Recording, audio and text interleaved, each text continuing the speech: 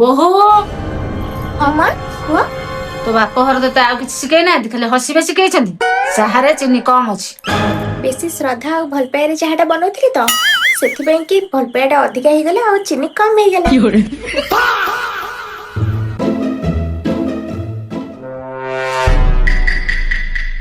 କି ଓଳିଆ ଇଏ ଓଳଉଛୁ ବା? ତୋଠୁ ତୁ ସେ ପୁରୁଣା ଚାକରାଣୀ ଭଲ ଓଳିଆ ଓଳଉଥିଲା। ସାଲେଡଟା ତାହେଲେ ମାସକୁ ମାସ ଠିକ ଟାଇମରେ ଦେଇଦିଅ, ତାପର ମାସରେ ଦେଖିବ ତାଠୁ ମୁଁ କେମିତି ଭଲ ଓଳିଆ ଓଳେଇବି।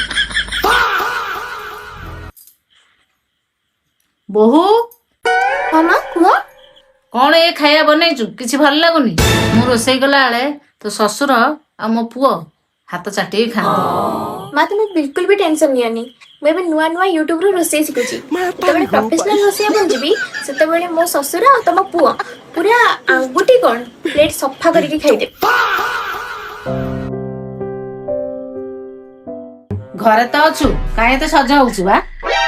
ମା ଯଦି ଗୋଟେ ଫୁଲ ବଗିଚାରେ ଥାଏ ନା, ସେ ତା ଫୁଟିଆ ବନ୍ଦ କରେନି। ଦେଖେ ସେ ପ୍ରଧାନ ଘର ବୋହୂକୁ, କେତେ ଶାନ୍ତ ସରଳ। ତୋ ଭଳିଆ କିଏ ହଉଛି? ଆଉ ଦେଖ ତାଙ୍କ ଶାଶୁକୁ, ସିଏ କେତେ ଶାନ୍ତ ସରଳ। ତମ ଭଳିଆ କଣ ହଉଛନ୍ତି?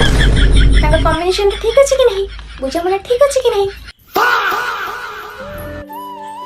ମା ପାଣି ନିଅ। ମା ତମେ ମୋର ପ୍ରତିଟି କଥାରେ ଖୁଣ କାଢୁଛ, ହେଲେ ମୁଁ ଜାଣିଛି ତମ ହୃଦୟଟା ବହୁତ ସଫା। ତୁ ବି ମୋର ସବୁ କଥାର ଜବାବ ହସି ହସିକା ଦଉଛୁ। ତୁ ବି ମୋର କୌଣସି କଥାକୁ ଖରାପ ଭାବୁନି କି ଦେହକୁ ନବୁ। ତୋର ଏଇ ଗୁଣଟା ମତେ ବହୁତ ଭଲ ଲାଗେ।